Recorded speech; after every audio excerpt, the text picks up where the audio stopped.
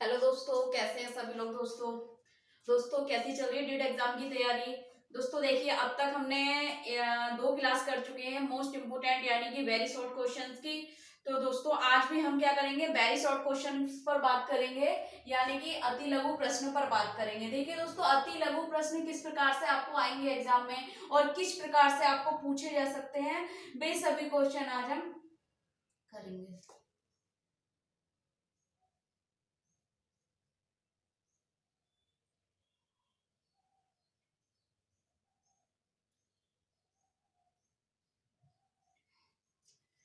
सबसे पहला क्वेश्चन है दोस्तों, लिखने की पूर्वकांक्षा लिखे, यानी कि लिखने के पहले बच्चे के अंदर कौन कौन सी उसके अंदर स्किल होनी चाहिए जिससे कि वह लिखना सीख सके। पूर्वकांक्षा क्या होनी चाहिए उसके अंदर, प्री रिक्विजिट्स।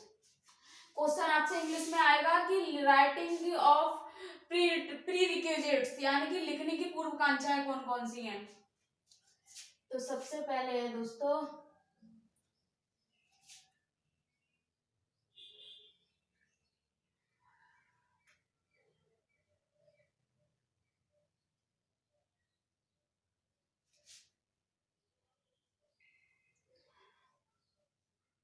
स्थूल और सूक्ष्म विकास। बच्चे के अंदर स्थूल और सूक्ष्मगामुक विकास दोनों होना चाहिए, ताकि क्या है, बच्चा स्थूल अगर गामुक विकास होगा तो ठीक प्रकार से वह बैठ सकेगा अपने चेयर कुर्सी पर और ध्यान रख सकेगा अपने शरीर का। अगर सूक्ष्म गामक कौशल उसमें अंदर होगा तो लिख पाएगा, यानी कि तिपाही पकड़ होगी जिससे कि पेंसिल को पकड़ सके। ठीक है, उसके बाद होना चाहिए बच्चे के अंदर स्थिति का ज्ञान। कंडीशन क्या है उसे पता होना चाहिए कि वह लिखना सीख रहा है। ठीक है, दिशा का ज्ञान होना चाहिए उसको, दिशा का ज्ञान। ठीक है, और आकृति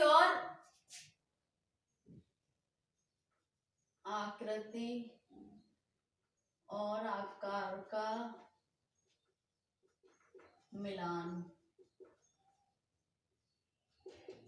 आना चाहिए। दिशा का ज्ञान होना चाहिए, आकृति और आकार का मिलान आना चाहिए, ताकि वह क्या कर सके, ठीक प्रकार से पेंसिल पकड़ के लिख सके। ये क्या हो गया, पूर्वकांक्षाएं हो गई, लिखने से पहले इतनी चीजें बच्चे के अंदर होना चाहिए। ठीक है, उसके बाद दूसरा क्वेश्चन कह रहा है आपका मनोरंजन कौशल का उद्देश्य लिखिए। तो मनोरंजन का कौशल का उद्देश्य क्या है, मनोरंजन का उद्देश्य, यानी कि एक उद्देश्य लिखना है आपने। तो मनोरंजन कौशल का उद्देश्य है कि खाली समय का सदुपयोग कर किसी कुशल व्यवहार को सीखना मनोरंजन कौशल का उद्देश्य है। ठीक, वर्गीकरण को परिभाषित करें। तीसरा प्रश्न है, आप वर्गीकरण को परिभाषित कैसे किया जा सकता है। वर्गीकरण को किसी विशेष या विशिष्ट उसके गुण के अनुसार, विशिष्टता के अनुसार अलग अलग समूह में बांटना या वर्गीकृत करना वर्गीकरण कहलाता है। ठीक है, तो किसके अनुसार, उसकी विशेषता के अनुसार। विशेषताएं जो होंगी, चाहे वो वस्तु हो चाहे व्यक्ति हो, और उनके गुण के अनुसार अलग अलग समूह में बांटना, विश्लेषित करना या वर्गीकृत करना वर्गीकरण कहलाता है। ठीक है दोस्तों, उसके बाद प्रश्न नंबर 4 है दोस्तों, ध्यान से पहले और बाद के कौशल, पहचान से पहले और बाद के कौशल। यानी कि जब हम बच्चों को पठन कौशल करा रहे हैं तो सबसे पहले पहचान से पहले कौन सा कौशल सिखाते हैं, किसी भी वस्तु की पहचान कराते हैं तो पहचान से पहले कौशल कौन सा आता है, उससे पहले आता है हमारा सॉर्टिंग, यानी कि अलग करना। अलग करना, और पहचान के बाद आता है नेमिंग, यानी कि नाम बताना, नेमिंग। आइडेंटिफिकेशन के बाद नेमिंग आता है, नाम बताना सीखता है बच्चा। ठीक है, उसके बाद है दोस्तों कार्यात्मक साक्षरता की आवश्यकता क्यों है। तो कार्यात्मक साक्षरता की आवश्यकता अपने समुदाय में रहकर समुदाय के नियमों का पालन एवं सार्वजनिक स्थानों का प्रयोग करना। ठीक है, साक्षरता का, कार्यात्मक साक्षरता की आवश्यकता है। अनुकूलन क्या है दोस्तों, अनुकूलन क्या है, अनुकूलन वातावरण को सुगम एवं सरल बनाने हेतु किया गया परिवर्तन अनुकूलन कहलाता है, चाहे वो शारीरिक रूप में हो चाहे वातावरणीय रूप में हो। ठीक है, किसी भी रूप में कोई भी कार्य को सुगम बनाने के लिए किया गया परिवर्तन अनुकूलन किया कहते हैं। अधिगम शिक्षण सामग्री का प्रयोग क्यों किया जाता है। तो अधिगम शिक्षण सामग्री का प्रयोग अधिगम को सरल बनाने के लिए, शिक्षण प्रक्रिया को सुगम बनाने के लिए एवं स्पष्टता के लिए किया जाता है। पूर्व लेखन कौशल लिखे। अब पूर्व लेखन कौशल कौन कौन से हैं, मतलब लिखने से पूर्व पहले हम कौन कौन से कौशल सीखते हैं। तो सबसे पहले हम कराते हैं स्क्रबलिंग, ठीक है। उसके बाद बच्चा करता है ट्रेसिंग, ठीक है। उसके बाद बिंदुओं का मिलान, उसके बाद नकल, उसके बाद याद करना, याद करके लिखना, ठीक है। ये कौशल है। फिर है डॉट टू डॉट कब सिखाया जाता है, यानी कि ये डॉट टू डॉट कौशल कब सिखाया जा रहा है। तो हमने डॉट टू डॉट बिंदु यानी कि ट्रेसिंग के बाद, यहाँ आ जाएगा ट्रेसिंग के बाद सिखाया जाता है। उसके बाद है नाटकीयकरण क्या है। तो नाटकीयकरण क्या है दोस्तों, किसी भी उपन्यास या घटना को रूपांतर रूप से प्रदर्शित करना नाटकीयकरण कहलाता है, यानी कि ड्रामेटाइजेशन कहलाता है।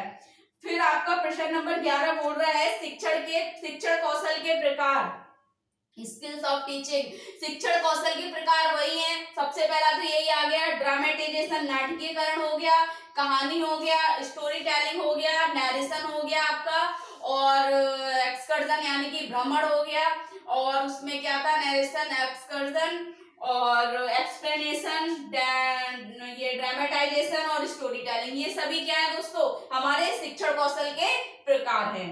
उसके बाद है दोस्तों समस्या व्यवहार के दो कारण बताओ। तो समस्या व्यवहार के दो कारण है, एक तो पारिवारिक समस्या, दूसरा है व्यवहारात्मक,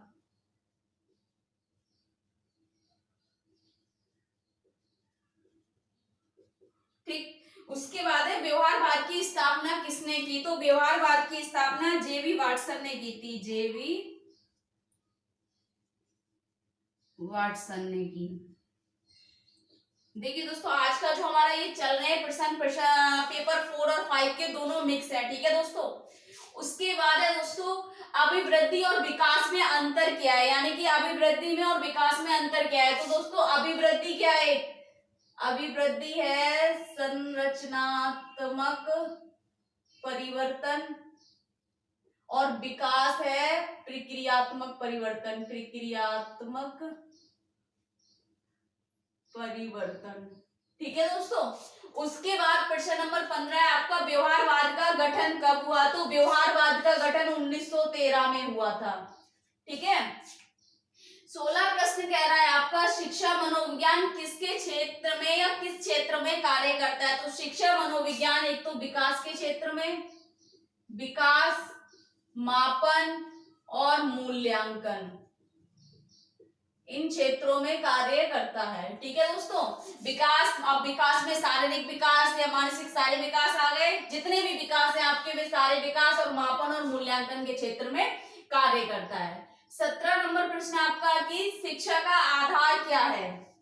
तो शिक्षा का आधार क्या है दोस्तों, सीखने की प्रक्रिया, सीखने की प्रक्रिया शिक्षा का आधार है, ठीक है।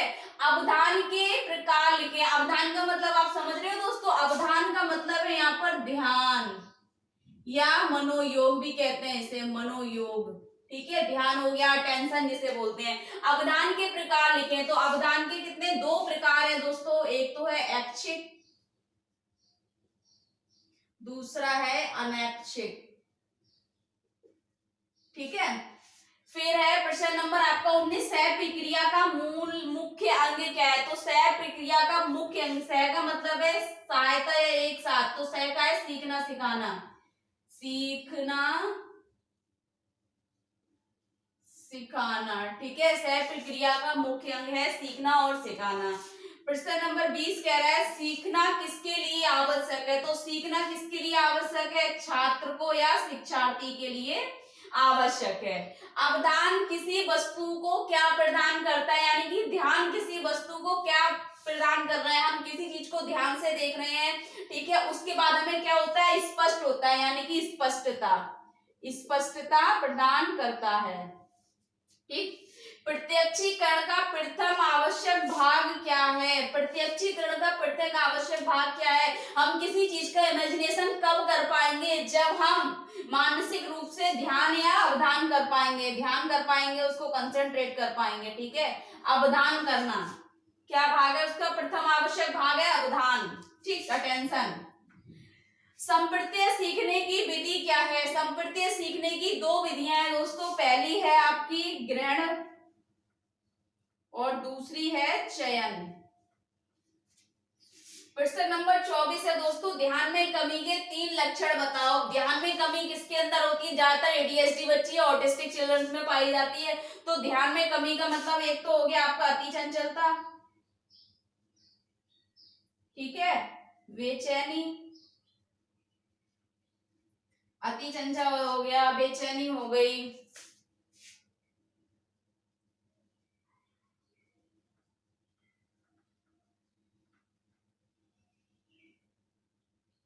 या उग्र विनाशक कोई भी व्यवहार हो गया। ठीक है, उग्र विनाशक व्यवहार। अब ध्यान में कमी के 3 लक्षण, यहाँ पर आप जरूरी नहीं है जो मैंने लिखे आप वो लिख दो। ऑटिस्टिक बच्चे के जो 3 लक्षण है आप वे कोई भी लिख के आ सकते हैं। ठीक है दोस्तों, अति चंचलता हो गई, अपने आप में खोए रहना हो गया, बहुत सारे उनका है। ठीक है दोस्तों, तो ये सारी चीजें इसमें आ जाएंगी।